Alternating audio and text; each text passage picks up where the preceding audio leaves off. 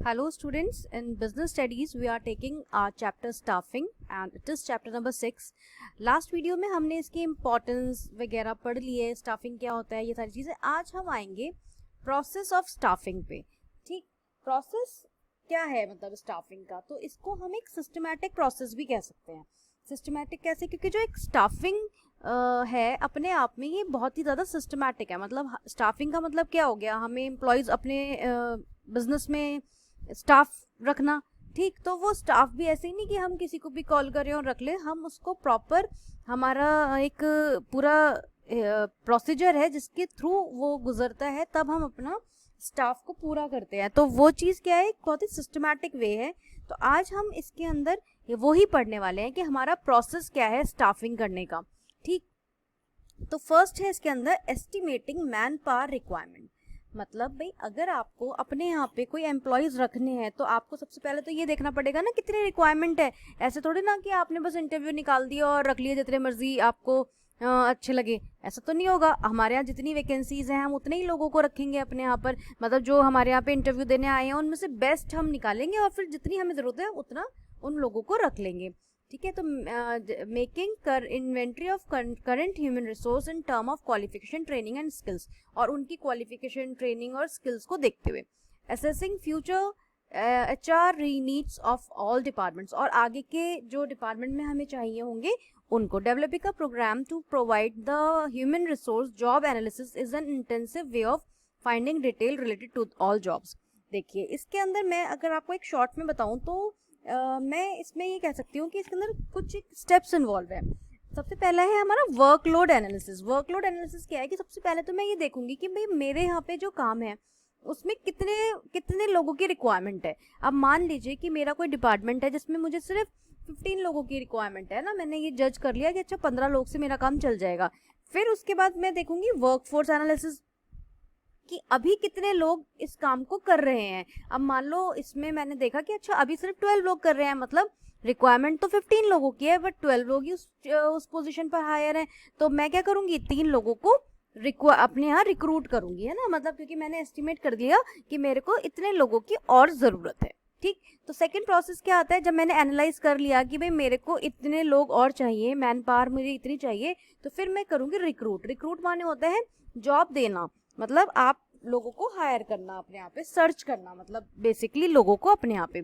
It refers to identification of the process of man power ability and making effort to secure applicants for the various jobs in an organisation. तो हम क्या करेंगे, हम search करेंगे लोगों की और अपने यहाँ पे जॉब पर रखेंगे. तो इसके दो, वैसे तो ये हम बहुत ज़्यादा इलेबरेट करके अभी आगे पढ़ने वाले हैं, लेकिन मैं अगर आपको बताऊँ तो रिक्रूटमेंट क्या मतलब क्या है कि मान लीजिए मेरे ऑफिस में एक जगह वेकेंट हुई, एक जगह खाली हुई, तो मैं क्या करूंगी, मैं उसमें रिक्रूट करूंगी, किसी नए पर्सन को लाऊंगी. तो उस रिक्रूट करने का मेरा 2 तरीका होगा, इंटरनल और एक्सटर्नल. इंटरनल मतलब कि मेरे यहाँ जो और दूसरे एम्प्लॉयज़ हैं मैं उनमें से ही किसी को देखूं जो उस पोजीशन के लिए फिट हो रहा हो और मैं उसको उस जगह पर काम करने के लिए बैठा दूं, है ना. तो उससे हो सकता है उस बंदे का प्रमोशन भी हो जाए.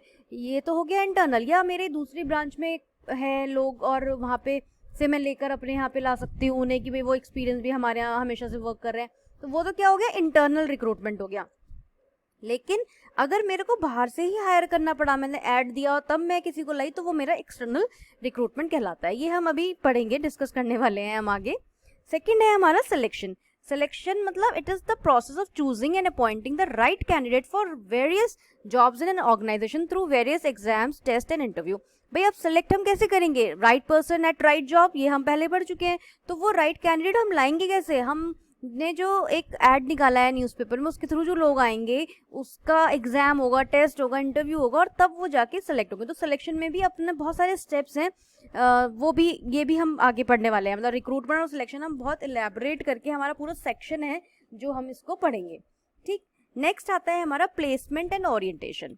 When a new employer reports for duty, he is to be placed on the job for which he is best suited.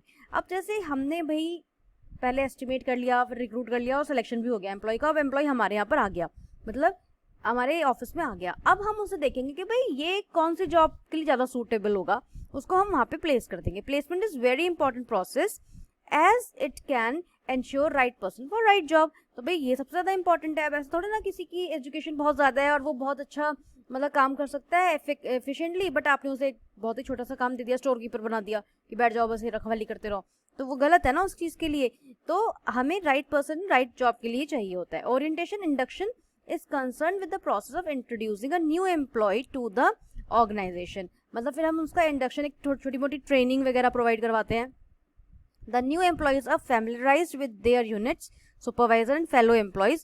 They are also to be informed about working hour, procedure of availing leave, medical facilities, history and geography of organization and rule regulation relating to their wages. और सारा कुछ उसको बताया जाता है कि भाई तुम्हें क्या क्या चीज़ें फैसिलिटीज़ मिलने वाली है, कितनी लीव है, क्या है क्या नहीं, कितनी आपकी वेजेस है, वो सारा आपको इसके अंदर बताया जाता है। अब बात आती है उसकी ट्रेनिंग की। फिफ्थ है ट्रेनिंग एंड डेवलपमेंट। इसे भी हम वैसे तो बहुत ज़्यादा इलेबोरेट करके पढ़ने वाले हैं, बट अभी मैं आपको दिखा देती हूँ। ट्रेनिंग क्या है? Systematic training helps in increasing the skills and knowledge of employee in doing their job through various methods.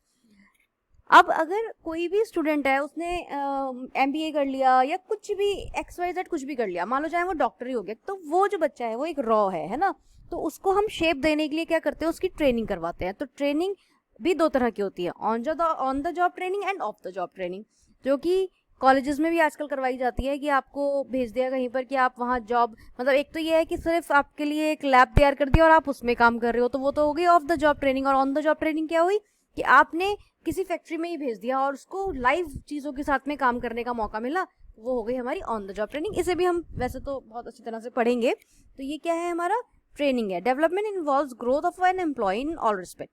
और भाई वो सही बात है, अगर आप जब पढ़ने की बात अलग होती है, लेकिन जब आप प्रैक्टिकल फील्ड में आते हो, जब काम करते हो, तब आपकी ओवरऑल ग्रोथ अलग ही होती है ना। It is a process by which the employee acquire skills and competence to do their present jobs and increase their capabilities for higher job in future. और जब आप काम करते हो, आपकी सारी चीज़ें, आपकी ओवरऑल ग्रोथ होती है और आपकी फ्यूचर के लिए भी बहुत अच्छा होता है वो। Performance appraisal, it is concern with rating और evaluating the performance of employee. Transfer and promotion of the staff are based on performance appraisal. भाई जब आप कहीं काम कर रहे हो तो आपकी जो परफॉर्मेंस अप्रेजल की जा रही है, मीन्स कि आपको रेट किया जा रहा है कि भाई किस एम्प्लॉय की कितनी अच्छी, कैसा वो काम कर रहा है, तो उसकी जो परफॉर्मेंस है उसे इवेल्युएट करके उसे कुछ इंसेंटिव्स भी दिए जा रहे हैं, या उसको उस तरह से उसका एक हौसला भी बढ़ाया जा रहा है मेनली। तो उससे क्या होगा कि जो स्टूडेंट जो जॉब पे एम्प्लॉयज़ हैं, उनको अच्छा लगेगा काम करना। अगर उन्होंने जो काम करा और उसका उनको रिजल्ट मिला या अप्रिशिएट किया गया, उनका प्रमोशन किया गया, तो उससे वो लोग और ज़्यादा अच्छा काम करेंगे। ठीक, तो ये हमारा आज हम इस वाली वीडियो में इतना ही रखते हैं, फिर नेक्स्ट में हम आगे का कवर करेंगे। Thank you so much.